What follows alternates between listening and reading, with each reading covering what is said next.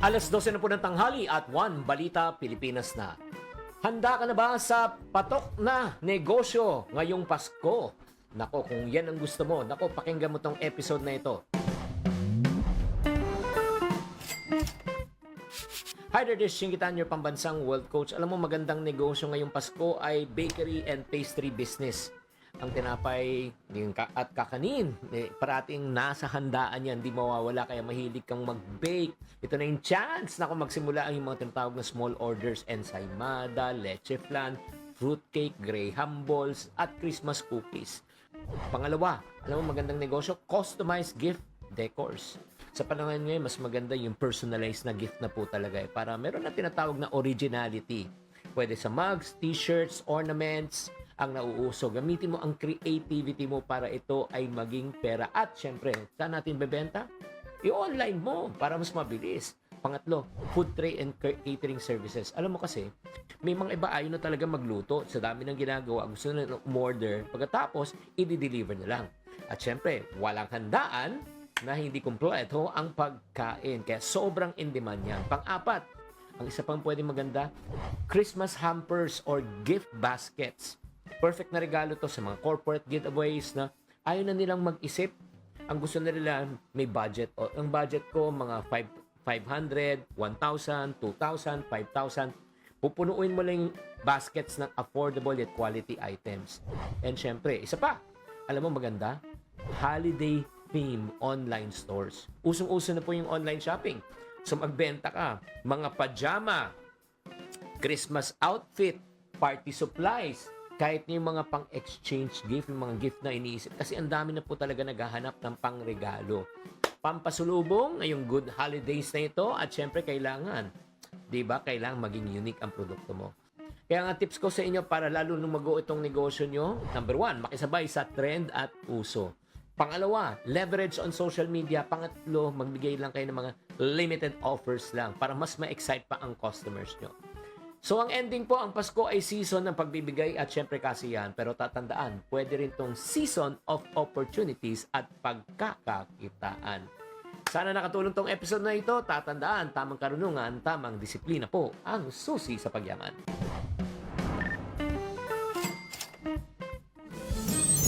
Bueno mano, sa ating One Balita Pilipinas ngayong Biyernes, kabi-kabilang checkpoints itinayo sa binansagang lechon capital ng Quezon City sa La Loma dahil sa banta ng African Swine Fever. Makikibalita tayo dyan live.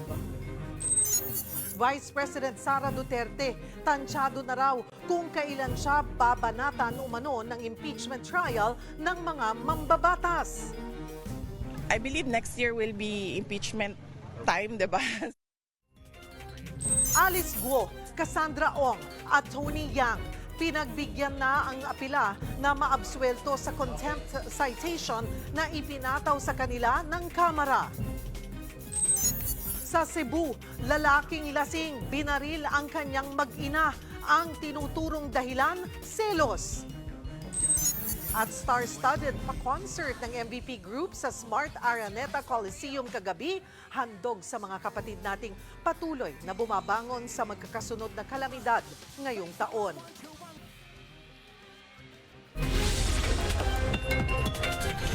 Balitang mainit-init pa! Yan ang latest sa showbiz hinahan. Ngayong tanghalian, kasalo si Cheryl Cosset. One Balita Pilipinas!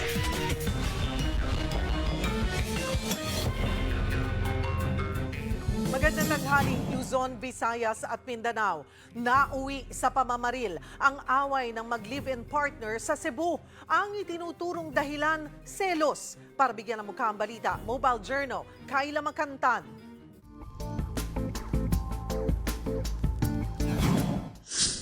Sa trahedya nagtapos ang pagtatalo na mag-live-in sa Carcar City, Cebu, patay sa tama ng balang babae at kanyang menor de edad na anak.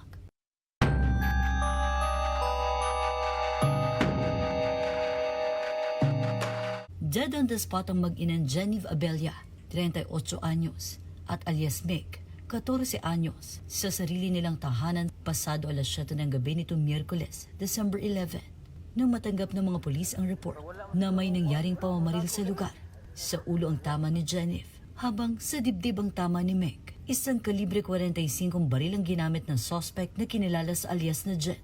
Naniniwala naman ang kaanak ng mga biktima na selos ang ugat ng galit ng suspect. Himas rehas na ngayon ang suspect na nahaharap sa kasong double murder. Isa ang dead on the spot habang 3 ang sugatan sa ambush sa Barangay Mille, Baraja, Buayan, Maguindanao del Sur. Nangyari yan alas 4 na ng hapon kahapon. Kasama sa sugatan ng 3 buwang gulang na sanggol. Sinundan naman ng mga hindi pa kilalang salarin ang minivan kung saan sakay ang mga biktima na galing Takurong. Yung driver po yung dead on the spot natin. Yung biktima 4, initial na info, wounded po sila. Kukuha pa ako ng info doon sa mga 3 pang biktima po.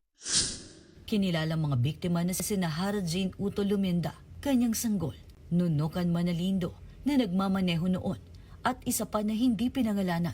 Nalaman naman na asawa ni Hara Jane ang isa sa military escorts ng mayor ng bayan na si Bay Maruha Ampatuan Matsura. Patuloy na inaalam ng mga pulis ang motibo at utak sa likod ng pamamaril. Mobile Journal, Kayla Magantan, hatid ang muka ng balita. Makikilala na ngayong araw ang mga bagong abogado ng bansa. Para sa update, nasa linya si Camille Samonte na nakabantay sa Supreme Court. Camille, lumabas na ba yung resulta? Cheryl, anumang oras i-anunsyo na ng Korte Suprema ang mga top-notcher at mga nakapasa sa 2024 bar exams. Naglatag ng stage dito sa mismong compound ng SC kasabay ng paglalagay ng 2 malaking LED screen kung saan ipapakita ang resulta. Mahigpit rin ang seguridad na ipinatutupad sa loob at labas ng Korte Suprema kung saan dagsa ang mga kumuha ng exam at kanilang kaanak. Marami sa mga examinee ang kabado at meron din namang ilan na confident dahil pinaghirapan daw nila ang pagre-review sa bar exam. Bukod sa top-notcher, ilalabas din ni Associate Justice Mario Lopez ang passing rate ngayong taon. Higit 10,000 law students ang nag-exam nitong Setyembre na idinaos ng 3 beses sa iba't ibang testing centers. Si Senior Associate Justice Marvic Leonen nagpaabot na ng pagbati para sa mga aspiring lawyers. Anya, ano man ang resulta ng bar exam, ang mga pumasa ay manatiling maging mapagkumbaba at pagsilbihan ang taong bayan. Cheryl, sa mga oras na ito ay nasa on-bank pa yung mga mahistrado at pinaglimitingan pa nga ito. So ngayon, marami sa atin ay naghihintay pa rin nga na mailabas ang resulta. Cheryl? Maraming salamat, Camille Samonte. Higit 1 linggo pa bago magpasko pero sobrang mahal na raw ng lechon dahil sa banta ng African Swine Fever. Mula sa binansagang lechon capital na La Loma sa Quezon City, magbabalita si Merrimon Reyes. Merrimon, abay magkano na ba ang lechon ngayon? Cheryl, pumapatak na sa 500 hanggang ilang libo ang nagiging patong sa presyo ng lechon dito sa La Loma QC at batay nga sa mga lechon na nakausap natin dahil ito sa kanilang pahirapan pagdating sa supply ng lechon. Isa na dito, especially yung African Swine Fever na isang sakit na nagbibigay ng mataas na mortality rate sa mga baboy at posible kasi itong makahawa sa iba pang mga baboy. So pagka nagkaroon ng ganito, mahihirapan yung mga nagsusupply kaya nagtataas sila ng presyo. Kung dati ang presyuhan ng ng maliit na lechon ay nasa 6,000 to 7,500, ngayon nasa 7,000 naman na hanggang 9,000 at pwede pa itong tumaas sa mga susunod na araw. Habang ang mga medium naman na umaabot din ito ng nasa 10,000 pataas, samantalang dati 8,500 to 10,000 ang presyo at pagdating naman sa mga large, pumapatak dati ng 10,000 to 20,000 pero ngayon halos nagiging minimum na ang 8,500, 9,000 pataas hanggang 25,000 pesos. Depende pa ito sa laki, Cheryl. Pero sa kabila ng banta ng ESF, Merrimon, tuloy pa rin ang bentahan. So paano nakakasiguro yung mga mamimili na safe nga ang mga baboy dyan? Yes, Cheryl. Nagtayo dito ang Veterinary Department ng QC kasama ang Bureau of Animal Industry ng mga checkpoints, poultry and swine checkpoints sa paligid ng QC para masiguro na walang magiging cross-contamination na mangyayari, especially para sa mga baboy na manggagaling sa mga sources ito tulad ng Batangas na pinakamalaking pinagkukuhanan ng baboy, Quezon, Marinduque, Mindoro at nakastation ngayon ang mga checkpoints around Pearl Drive, Commonwealth, Kaingin Road, Balintawak, Mindanao Avenue, Tantangsora Avenue at saka Paang Bundok, NS Amoranto, La Loma. 24/7 silang nakatoka dito at base sa nakausap natin na si Inspector Pascual, Titignan nila dito bukod sa pagsilip kung may sintomas ba yung mga baboy na karga ng mga truck na daraan dito, inaasahan din nila na maipipresenta sa kanila ang shipping permit, veterinary health certificate at laboratory test results na nagpapakitang negative ang mga ito sa anumang sakit na kailangang ikabahala ng mga nagtitinda o mga mamimili. Cheryl, pag meron din palang na-question sa mga ito, ay posible silang madala sa bureau para ipatest at kapag ka na-flag down sila, hindi na sila maaari magpatuloy dito. Cheryl. Marymon, malaki-laki rin yung itinaas na presyo ng lechon. Kung hindi afford yung buo na lechon, pwede bang tingi-tingi per kilo? Yes, Cheryl. Ang nasabi sa atin dito, bukod sa mga nagbebenta ng buo-buo dito, alam kasi nila na hindi naman lahat ng kapatid natin ay makaka-afford ng nasa 6,000 pataas na buong lechon. Kaya tulad sa akin dito, nakabili ako ng 1/4 na lechon na nagkakahalaga around 350 to 380 ito. Pero dahil nakausap natin sila at alam naman nila na hindi afford ng lahat ng mga Pilipino, nakuha natin ito ng 300 pesos lamang. Sa Ryan's lechon natin ito nabili. Ito siya, titikman lang natin mabilisan. Malutong at masarap, Cheryl. Parang natakam ako sa'yo dun Pero ano yung dapat tandaan ng mga mamimili dyan sa La Loma, Marymon? Baka may mga tip ka. Yes, Cheryl. Pagdating kasi na magpapasko, marami ang nagpapareserve na dito ng mga lechon. So since ngayon nagkakaroon ng problema o issue sa supply, para sa mga may gusto pang maghanda nito ngayong magpapasko o para sa bagong taon, mas maganda na raw na magpa-reserve na sila hanggat kaya pa, pumunta na dito, bumili, para masiguro na meron silang maihahain. Pero para naman daw sa mayroong mga hinahabol na budget ang nasabi sa atin ng mga lechonan dito, madadaan naman daw sa usapan at panigurado naman na meron ditong kilo-kilo para sa lahat ng mga Pilipino. Sige, hihintayin ka na lang namin sa pagbabalik mo dito sa studio, ha? Huwag mo kaming kalimutan. Maraming salamat, Marymon Reyes. Mga kapatid, kumusta po ang biyahe nyo ngayon sa araw-araw? Ayon po sa MMDA, nararanasan na ngayon ang peak ng holiday traffic. Pumapalo na raw po kasi sa 470,000 na sasakyan kada araw ang dumaraan sa EDSA pa lamang. Nakadagdag din po sa pagbigat ng daloy ng trapiko ang kaliwat kanang aksidente. Kaugnay niyan, magkakausap natin si Gabriel Go, ang Chief of Special Operations Group, Strike Force ng MMDA. Magandang tanghali po sa inyo, sir. Magandang tanghali po, Ma'am Cheryl, no? And of course, sa lahat po na nakasubaybay sa atin, tanghali kita po. Sa inyo pong tala, ilang porsyento yung itinaas ng volume ng sasakyan na dumaraan po sa EDSA araw-araw? Well, as of the moment, no, yung data po natin na more than 470,000, yung numbers na yan po ay simula nung pagka-umpisa pa lang ng Disyembre. So ngayon, nararamdaman na po natin ang patuloy na bumibigat ang traffic. No? This is because marami po mga, tulad po niyan, mga eskwelahan, wala na po mga pasok. So dumadagdag pa po ito, no? Yung mga estudyante, pumupunta sa mga malls, doing their shopping, kaliwat kaan ng mga events.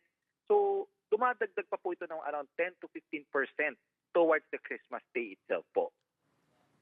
So mahigit kalahating milyon po talaga ang ating nakikita na ngayon na dumadaan sa EDSA. Yes, actually, ano na po yan, close to 500,000 or close to 500,000 already yan. At yan po ay sanhi ng, yun nga po, tulad ng sinasabi ko, wala na pong pasok ang mga eskwelahan, so medyo gumagaan sa mga areas ng school. However, sa mga lugar naman na kung nasa ng mall, ang mga major thoroughfares natin, bumibigat po ito dahil dumadagdag no, yung pagdagsa ng mga tao patungo sa mga shopping centers. Ang tanong po ay may magagawa. May aksyon po ba o meron pa kayong nakikitang pwede pang maging aksyon para maibsan kahit papaano yung bigat ng trapiko, sir?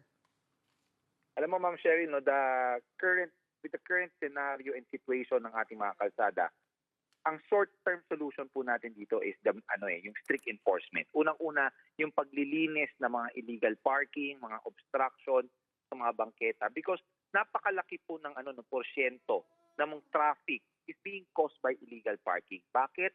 Bumabawas po kasi ang daloy ng mga sasakyan or volume ng sasakyan na pwedeng dumaan sa isang kalsada kung kaliwat kanan po ang illegal parking. Ngayon, madadagdagan pa po yung mga sasakyan na naka-illegal, na nakahambalang sa mga bangketa or sidewalk, which in return, no, ang mga pedestrian na pipilitan maglakad sa kalsada. At ito po ay nagiging cost din ng pag-slow down ng traffic because ang mga motorista o mga sasakyan, iiwasan naman ang mga pedestrian. So yan po isa sa mga solusyon na nakikita namin na pwede natin gawin ngayon para makatulong po tayo sa mas maayos na daloy ng trapiko. And aside from that, of course, yung traffic management po natin, mas pinalawak po natin ito tulad po ng mga deployment ng ating mga personnel na ngayon po ay makikita niyo sa ating mga kalsada hanggang 12 o'clock na madaling araw. Sila po ay magmamando ng traffic, ima-manage, mag-a-assist po sa mga motorista, and also kung meron po mga blatant na paglabag sa batas, trapiko na nakakahambalang, sila rin po ay i-apprehend. Kaliwat kanan din po yung mga napapaulat na aksidente sa kalsada. Kumusta po ang datos ninyo sa road accidents ngayong Disyembre? Ano po rin yung karaniwang dahilan ng aksidente? Well, unang-una, Ma'am Cheryl, pag dumadating po ang Disyembre, as I said, kaliwat kanan ang mga events, mga parties. So, medyo tumataas ang numero ng mga aksidente or traffic accidents natin sa mga lansangan. Because one, it causes yung mga human errors. Human error that is caused by yung mga ilang mga porsyento, yung pag-inom po ng mga alcoholic beverages o yung mga drunk driving issues po natin. That's why isa po yan, especially during the Christmas season, na talagang dumadagdag po sa mga aksidente sa ating mga major thoroughfares. Panghuli na lamang po, sir, paalala sa mga motorista para maging ligtas nga sa pagbiyahe ngayong holiday season. Well, unang-una, we have to make sure ng ating mga sasakyan, ang pakiusap po natin is to make sure they are in proper condition, they are roadworthy. I-check po na maigi ang mga sasakyan bago po tayo lumabas ng bahay, bago bumiyahe. Because unang-una, pag tayo po ay nasisiraan, it will also cause the slowdown of traffic. And aside from that, lagi po namin pinapaalalahanan ng ating mga kababayan yung pagiging or paigtingin po ang disiplina sa mga kalsada natin. Because unang-una, kung alam naman po natin yung hinihintuan or pinaparadahan natin, ay makakahambalan po tayo. Huwag na po nating ipilit. It's about time that we become more disciplined, become more sensitive, and para po maging maayos ang ating mga kalagayan sa ating mga lansangan. And also, yung tulad nga po na sinasabi natin, para mabawasan po ang mga aksidente, lalong sa Christmas season, paalala po namin, kung hindi po natin kaya magmaneho, kung tayo po ay galing sa party, huwag na po natin pilitin, planuhin po natin ang araw natin para po sa ngayon, hindi po tayo makadagdag sa aberya and also yung safety po ng bawat isa sa kalsada. Marami pong salamat, Sir Gabriel Go, ang Chief of Special Operations Group Strike Force ng MMDA. Susunod, Vice President Sara Duterte handa na raw sa impeachment trial na posibleng umanong ikasa laban sa kanya sa susunod na taon. I believe next year will be impeachment time, diba? Yan at iba pa sa pagbabalik ng One Balita, Pilipinas.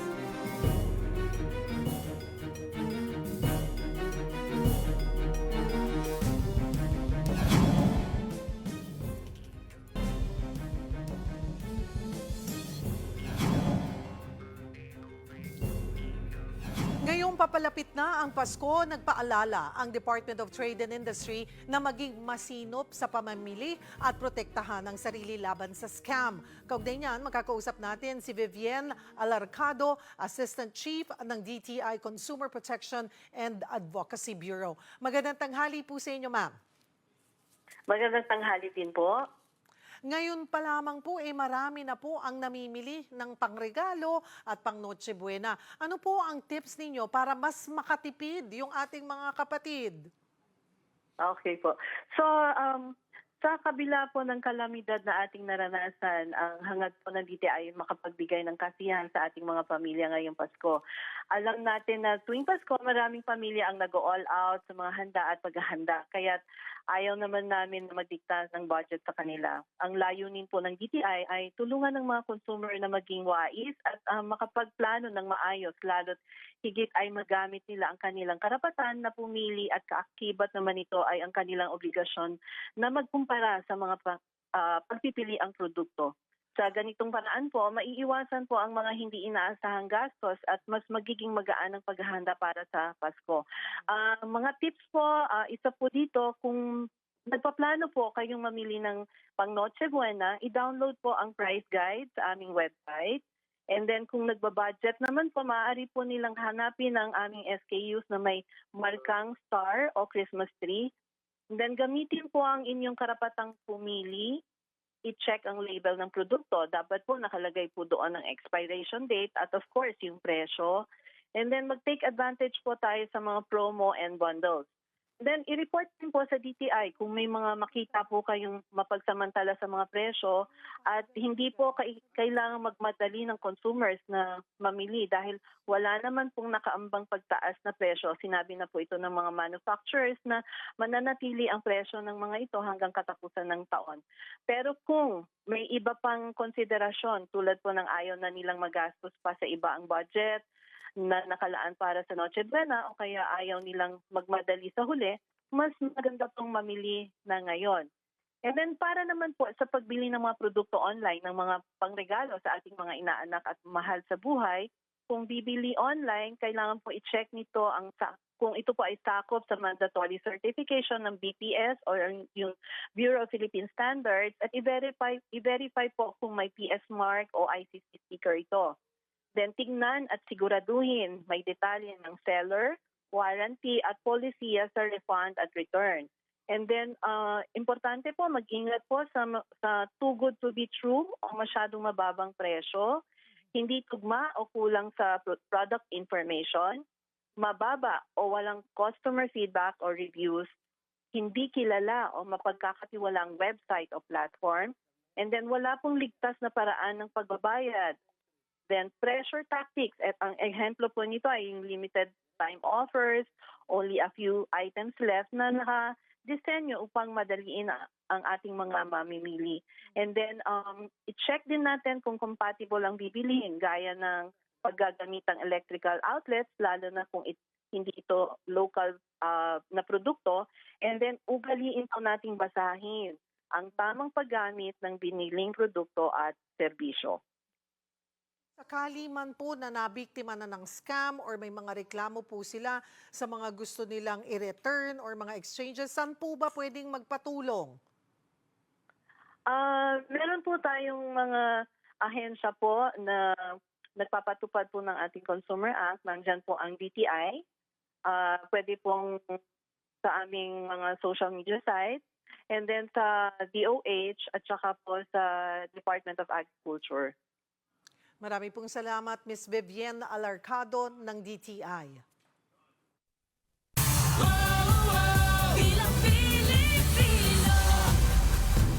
Dinabla ni COMELEC Chairman George Garcia ang paratang na pamumulitika ang dahilan kaya nakansila ang Certificate of Candidacy ng kumakandidatong kongresista na si Mayor Marcy Teodoro. Yan at iba pa sa pagbabalita ni Mon Gualvez. Nag-inhibit na si COMELEC Chairman George Garcia sa disqualification case labas dati niya naging kliyente na si Marikina Mayor Marcy Teodoro. Kasunod ito ng desisyon ng COMELEC First Division na kanselahin ang Certificate of Candidacy ni Teodoro sa pagkakongresista dahil biguro siyang patunayang 1 taon na siyang residente sa unang distrito bago ang eleksyon. Pumalag naman si Garcia sa pahayag ni Teodoro na posibleng bahagi lang ito ng political maneuvering. Po kung yan ay namaniubra o sabihin na natin na impluwensya, siguro po kahit 3 pages lang na desisyon pwede namin gawin. Pero kita nyo po nakabase sa batas at sa desisyon ng Supreme Court yung mga na-cite. Paglilinaw naman ng COMELEC, pwede pang maisama ang pangalan ni Teodoro sa balota para sa 2025 elections. Hanggat may motion for reconsideration ay hindi tatanggalin, hindi maaalis ang pangalan ng isang kandidato sa listahan. Pinasususpindi naman ng senatorial candidate na si Attorney Ernesto Arellano ang pag-imprenta ng mga balota. Yan ay para mas masala pa raw sana ng ahensya mga kandidato.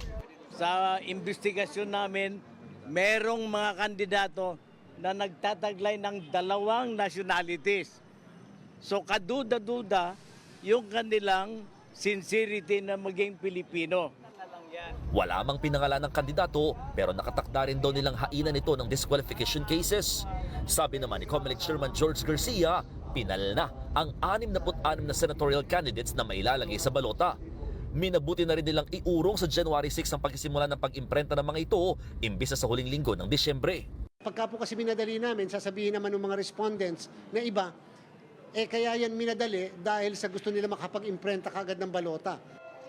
Samantala, lumagda na ng Memorandum of Agreement ang COMELEC, Bureau of Corrections, BJMP at Public Attorney's Office para masigurong makakaboto pa rin ang mga Persons Deprived of Liberty o PDL sa darating na Bilang Pilipino 2025. Regardless ng nature ng crime, whether light offense, kahit medium o yung tinatawag na crime is punishable by perpetual, ng life imprisonment, wala naman tayong death penalty, kahit pahinos ang classification, crime, ay entitled makaboto hanggang walang final judgment.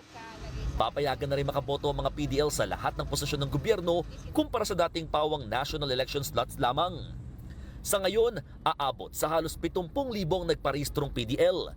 Nasa 1,000 riyan, pawang boboto sa labas ng piitan. Bagay na pinag-aandaan lalo't naging malaking hamon daw ang pag-escort sa mga PDL nung nakaraang halalan. Pinag-aaralan din ng COMELEC ang paggamit ng internet voting para sa mga PDL oras na maging matagumpay ang pagpapatupad nito sa mga overseas Filipinos. Ako, Simon Gualvez, para sa 1PH. Sa iba pang balita, nangako si Pangulong Bongbong Marcos na patuloy na isusulong ang pagmomodernisa sa sandatahang lakas ng Pilipinas. Sinabi niya ito sa graduation ng mga kumuha ng Major Services Officer Candidate Course sa Camp Aguinaldo. Para bigyan ng mukha ang balita, Mobile Journal, Julie Baiza. Let this be your guiding principle as you step forward. In the face of evolving threats and modern warfare, innovation, technical expertise, and leadership rooted in service will be your most powerful weapons. Ito ang paalala ni Pangulong Bongbong Marcos sa 600 nagsipagtapos ng Major Services Officer Candidate Course sa Camp Aguinaldo, Quezon City. 362 sa mga graduate ang mula sa Philippine Army, 75 sa Philippine Navy at 173 ang mula sa Philippine Air Force. Pangako ng Pangulo sa kanila, patuloy na isusulong ang modernisasyon ng hukbong sandatahang lakas ng Pilipinas para gawing mas malakas, resilient at technologically excellent ang ahensya. This transformation begins with investing in our people, in their talents, the specialists, the leaders who will bridge the gap between tradition and innovation. We will modernize your equipment, enhance your training programs, ensure that you are equipped to face challenges not just of today, but also of the future. Sa gitna naman ng mga kinahaharap at darating panghamon sa AFP, ito ang binitawang salita ni PBBM. Lagi natin alalahanin na ang bawat hamon ay bahagi ng mas dakilang layunin. Sa bawat hakbang, ang inyong serbisyo ay hindi lamang tungkulin. Ito ay panata para sa bayan, isang handog para sa bawat Pilipino na umaasa sa inyong husay, tapang, dangal at malasakit. Hindi naman nawala ang pagbati ng Pangulo sa magulang, trainers, mentors at sa mismong graduates ng Major Services Officer Candidate Course. Mobile Journal Julie Baiza po, hatid ang mukha ng balita. Susunod, Vice President Sara Duterte, wala pa raw nakikitang dahilan para ipaghanda ang kanyang mga abogado sa napipinto umanong impeachment laban sa kanya. Ang bilin ko lang.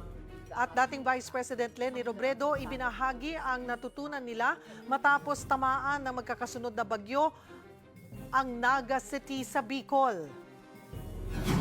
Yan at iba pa sa pagbabalik ng One Balita, Pilipinas.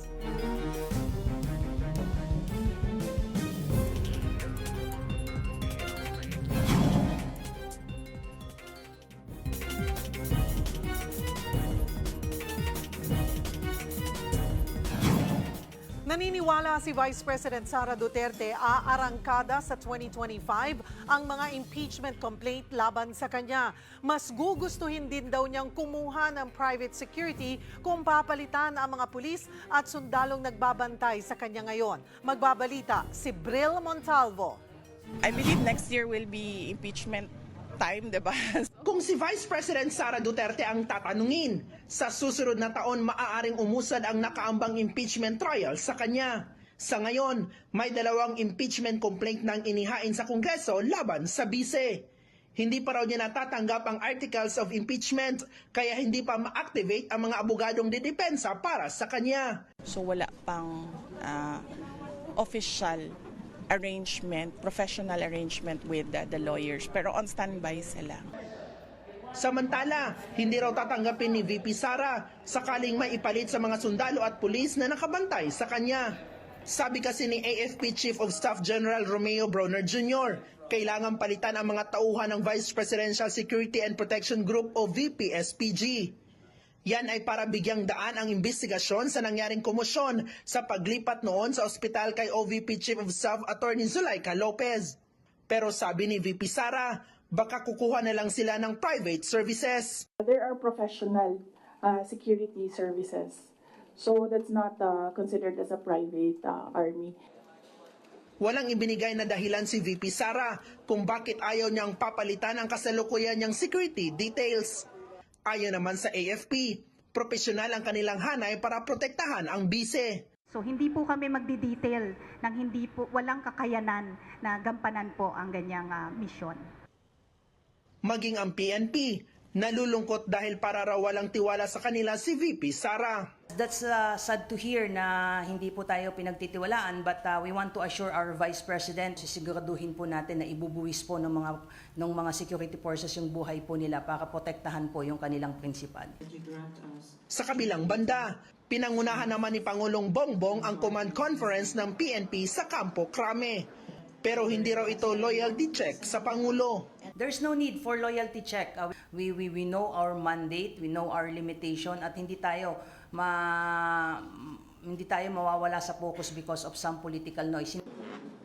Para sa 1PH, Bril Montalvo, News 5. Nanghihinayang ang Department of Justice sa hindi pagsipot ni Vice President Sara Duterte sa NBI probe kaugnay ng kanyang pagbabanta kina Pangulong Bongbong Marcos. Sa kabila nito, siniguro ng ahensya na bibigyan pa rin ng patas na investigasyon ang pangalawang Pangulo. Kaugnay niyan, magkakasama natin si Justice Undersecretary Jessie Andres. Magandang tanghali po, Yusek Andres. Magandang tanghali, Cheryl, at sa lahat ng ating tagapakinig at tagapanood. Yusek, ano po yung pwedeng maging impact po nito nang hindi nga muli pagdalo ni Vice President Sara Duterte sa NBI probe noong December 11? Well, tama ka. Talagang sayang po yung pagkakataon na binigay sa ating Vice President na makapagbigay ng kanyang pahayag sa NBI tungkol doon sa mga threats na binitawan niya sa isang press conference. Yan po sana ang pagkakataon na maliwanag niya kung ano yung konteksto ng mga threat, kung totoo man yun o hindi. So sayang po na hindi siya nakadalo at dahil po doon magpapatuloy ang aming investigasyon kahit wala po yung testimonya niya, kukuha po kami ng karagdagang ebidensya mula sa iba pang mga testigo, nagsabpina na po kami ng ibang mga tao. At yun pong video, particular na video kung saan niya binikas yung pagbabanta niya sa Pangulo, sa First Lady at sa Speaker of the House Martin Romualdez, ay nakapreserve naman po yun. At kasama na rin po yan sa ebidensya na ini-evaluate ng NBI kung talaga magpo-file sila ng kaso.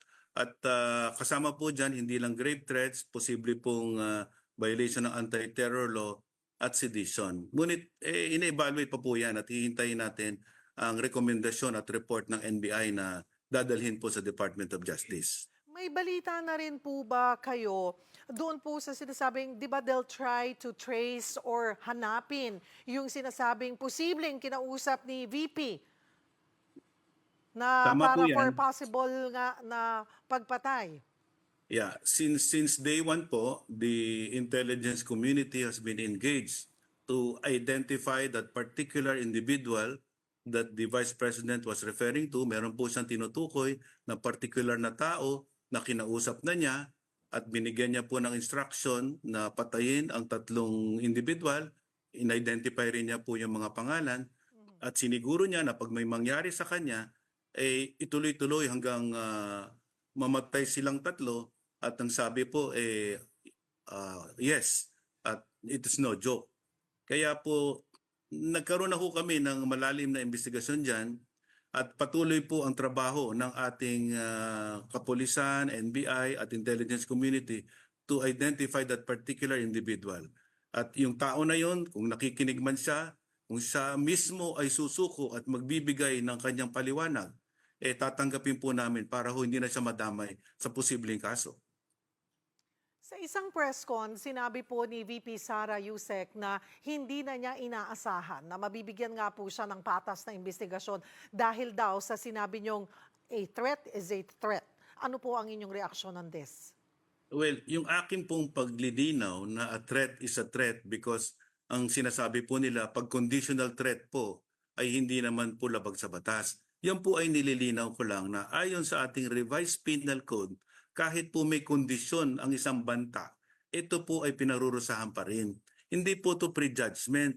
Ito po ay pagpapaliwanag na ayon sa ating mga batas, sa provision ng ating revised penal code on grave threats at even yung anti-terror law, yung mere proposal to commit a threat, punishable na kaagad. Pag kayo ay nagbanta sa buhay, property, or kamag-anak ng isang tao, consummated na yung crime of grave threats. And even in the anti-terror law, pag meron kayong binantaan na isang public official at ito po ay harm sa kanyang katauhan at lalo na ang purpose is to sow intimidation or fear, pinarurusahan ho yan kahit hindi matuloy yung acts of terrorism. Dahil dapat nating bantayan ang mga hakbang na yan dahil kapag po nangyari naman ng terrorism, napakalaki po ng perwisyo na mangyayari sa taong bayan. Kaya ho, very powerful yung batas na yan na pinirmahan din nung panahon ni President Duterte para ho maiwasan any acts of terrorism. And in this case, even a conspiracy of two people to commit that crime is already punishable kahit hindi pa po ginaganap yung even a threat, even a proposal. Kaya po lahat yan iniimbestigahan natin at kung meron po tayong makukuhang sapat na ebidensya, nararapat pong i-file ang kaso sa korte para ho mabigyan ng pagkakataon kung sino man ang akusado na magbigay rin ng kanilang pahayag. At nasa korte na po yan kung sino ang titignan nilang paniniwalaan doon po sa mga pahayag na yan at ebidensyang ilalahad sa korte. Ano po ang sunod na hakbang, Yusek, matapos ang December 11 NBI probe? Posible pa bang subukan ulit ipatawag si VP Sara para magpaliwanag? Nakatanggap po kami ng sulat mula sa abogado ni VP Sara na nagsasaad po ng hindi masyadong magandang paliwanag. Ang sinasabi nila na wala po silang tiwala at ayaw po nilang mag-ilalim sa proseso. Hindi po tama yun para sa isang abogado na tanggalin ang kanyang tiwala doon sa existing legal systems and processes of law. Wala naman ho kami magagawa. Sana po nagpunta na lang sila doon, nagpahayag sila ng kanilang constitutional right against self-incrimination, but to totally disregard the NBI subpoena to me is a great disservice because it was intended to pursue the ends of justice. Due process po yun Sayang po yung pagkakataon. Ganun pa man, gagawin namin ang tungkulin, hindi ho dahil ang VP Sara po ang respondent, pero lahat po ng krimen kailangan pong imbestigahan at kung makakuha po tayo ng sapat na ebidensya, ilalahad po namin sa korte yan para magkaroon ng full trial on the merits. So yung pong natanggap na sulat mula sa abogado ni VP Sara ay hindi eksplenasyon tungkol doon sa kanyang mga sinabi. Meron po siyang binanggit doon sa sulat na ang kliyente daw niya ay itinatanggi na nagbigay ng banta. Unang-una, wala pong karapatan at hindi po ito contained sa isang sworn statement na pirmado ng Vice Presidente. Hindi mo maaari ng ibang tao ang magtatanggi ng akusasyon. Kailangan po siya mismo at hindi po maaring sulat lang, kailangan po sworn statement para po accountable yung kanyang pananalita. Dahil pag sulat-sulat lang ho yan, hindi natin siya makakasuhan. Pero pag ito ay nakalagay sa isang sworn statement, sinumpang salaysay, may perjury po yan. Dagdag na kaso yan kung kasinungalingan ang nakasaad dun sa sworn statement. But right now, wala hong ganun sworn statement na sinubmit ng ating Vice President at yung abogado lang niya ho ang tumatanggi. Para sa akin po hearsay yun at hindi po nararapat na bigyan ng timbang. Sinabi po ni VP Sara na inaasahan na niya na gugulong yung impeachment case niya. Ano po ang mga posibleng senaryo kapag nangyari ito? Tuloy pa rin ho ba yung hiwalay na investigasyon ng NBI? Tama po yan. Yung impeachment process po is an independent constitutional process involving the House of Representatives and the Senate eventually. But even apart from the impeachment process, yung criminal aspect po ay patuloy po na iimbestigahan at kung nararapat po ipoprosecute ng Department of Justice dahil iba pa rin po yun. At kasama po doon sa posibleng penalty, doon sa any criminal proceeding ay perpetual or temporary disqualification from public office. So napaka-importante din po itong aspeto na ito. At kung gusto pong labanan at magbigay ng pahayag ang ating Vice Presidente, open po ang NBI, open po ang DOJ para liwanagin niya ang kanyang mga pahayag. At yung due process po, ibibigay po namin ng buong puso yan sa kanya lahat po ng pagkakataon, even at the stage where we will conduct the preliminary investigation.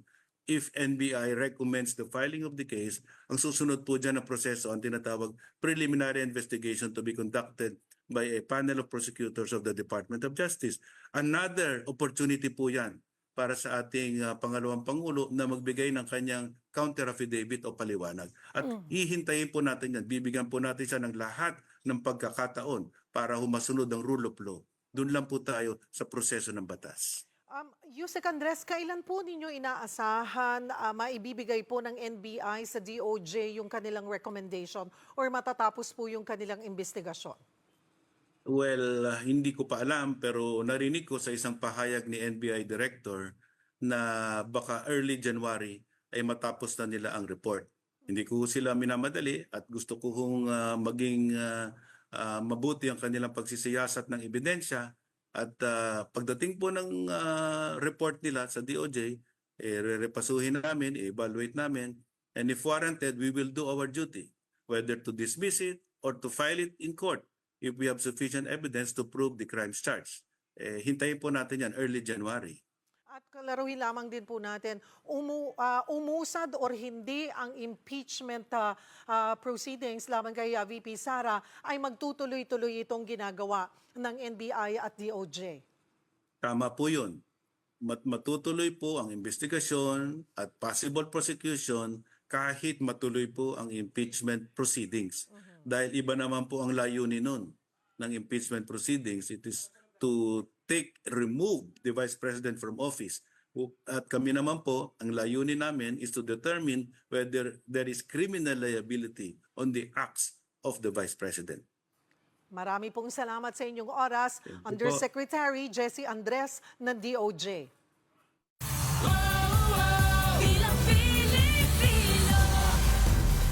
Climate resilience. Isa raw yan sa pagsisikapan ni former Vice President Leni Robredo kung mananalo siyang alkalde ng Naga City sa Camarines Sur. Magbabalita si Cathy Yang.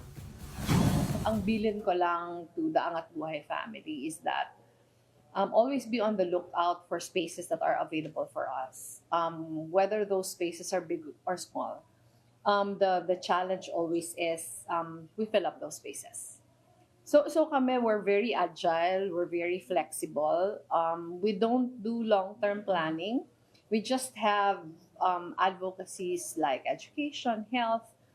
Pero the programs, we tweak them as we go. Di rin natin inasahan na nagkaroon na napakaraming bagyo. Back to back. Yeah. At tinamaan pa ang Naga City. Yeah. Ano ang mga natutunan natin doon at ano ang gagawin natin sa darating na taon in 2025 para hindi na maulit? Yung sa amin, since 2016, we have been responding to calamities, whether bagyo, sunog, earthquakes. Pero yung sa Naga kasi was different in the sense na, nandun ako, tapos it was the most devastating of all the typhoons that we have ever come across. Parang yung realization is that we can't just do relief operations. We can't just do rehabilitation work. Parang it has to be something more sustainable and deeper than that. When does advocacy turn into campaigning? You are running for the mayoralty position that your late husband once occupied in Naga City. So I'm lucky that I'm running almost unopposed. It would have been different if the fight is difficult. Because then the reality is that there would be a very thin line between whether the things we're doing now is already politicking or not. But I think the true test of that is that, have we been doing this already even before the campaign, even before the elections?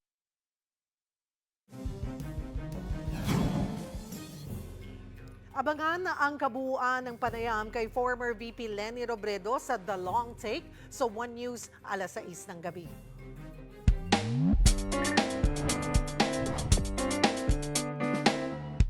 Magandang tanghali mga kapatid. Divisoria, Taytay Tiangge at mga mall. Yan ang puntahan natin tuwing mamimili ng mga murang pangregalo ngayong Pasko.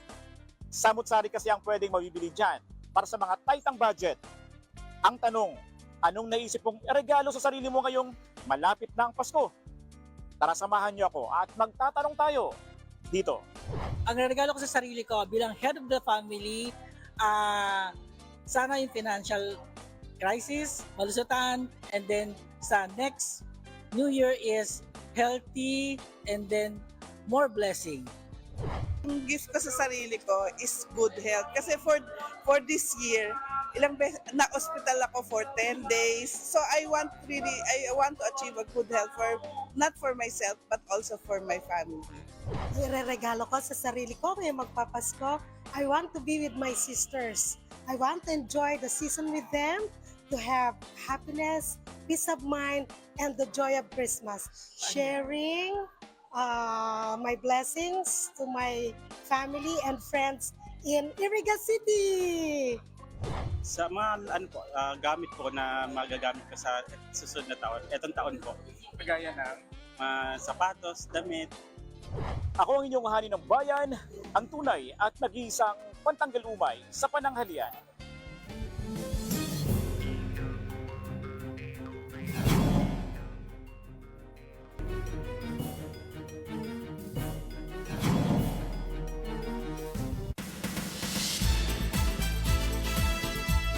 Hola mga kapatid, grateful si Julia Barreto sa mga future projects niya na nakalatag ngayon pa lamang at yung ilan nga dyan dito sa TV5 sa Kapatid Network mapapanood. Kaya eto naman, syempre bago niya raw ito matamasa, of course, di ba? Dumaan din siya sa ilang kontrobersiya.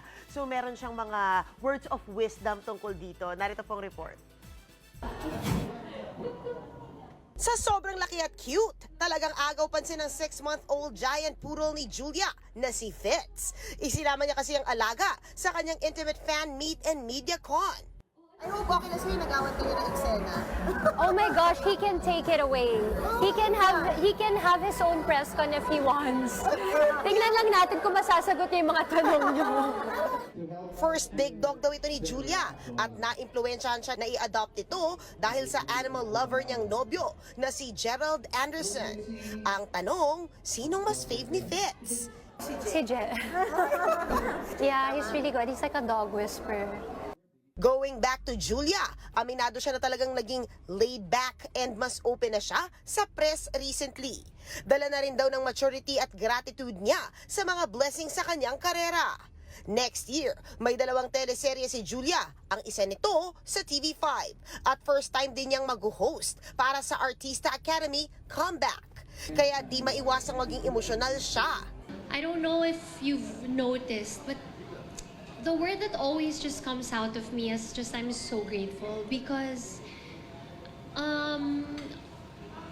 of course there are a lot of challenges that come with our personal journeys, and I really feel like I'm just trying my best. Best na best naman talaga dahil unproblematic na ang love life, umaariba pang career. Pero bago raw narating ito ni Julia, she had her fair share of trials and controversies. Kaya naman sa mga stars na dumadaan sa iskandalo ngayon, ito lang ang masasabi ni Julia. I think challenges like controversies don't define who we are. I think what defines us is who we become out of it and how we become better for it. Our hardships in life don't define who we are.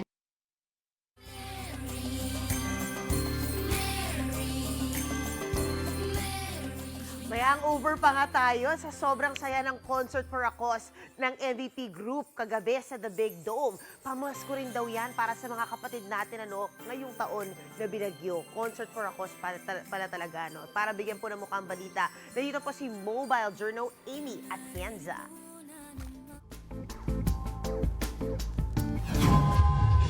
All-out kantahan, hataw sa sayawan, unlimited fun. Talagang mas naging merry ang vibes ng Pasko sa The MVP Group Christmas Party sa pagsasama-sama ng iba't ibang celebrities at public figures. Tumagundong ang buong Smart Araneta Coliseum sa performance si Bamboo ng Noity. Nakisaya rin ang international Pinoy Pride singer na si Apple Diab. Nagkaroon din ng special performances ang ilan sa mga Pinoy na bumida sa Paris Olympics ngayong taon. Kasama dyan ang two-time Olympic gold medalist na si Carlos Yulo na nagpasample sa kanyang exhibition performance. Dahil sa ipinamalas nilang galing sa larangan ng sports, nakatanggap si Carlos ng cheque na worth 10 million pesos under the Manny V. Pangilinan Sports Foundation. Siyempre, hindi rin papahuli ang Olympic bronze medalists na si Nesty Petesio at Ira Villegas with a check worth 2 million pesos. MVPSF was there in his journey. So yun ang importante. Hindi lang itong cheque na to ang mahigit pa dito in his journey. So ang halaga nito ay 10 million pesos for you.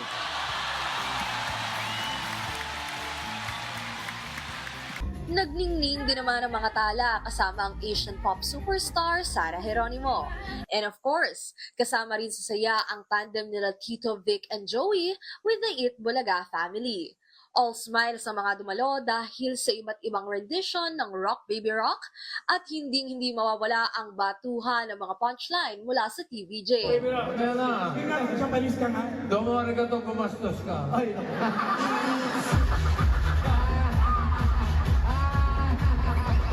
Iprinesenta ni TV host Vic Soto ang panibagong pelikula na aabangan ng mga Pinoy sa Metro Manila Film Festival 2024, ang The Kingdom.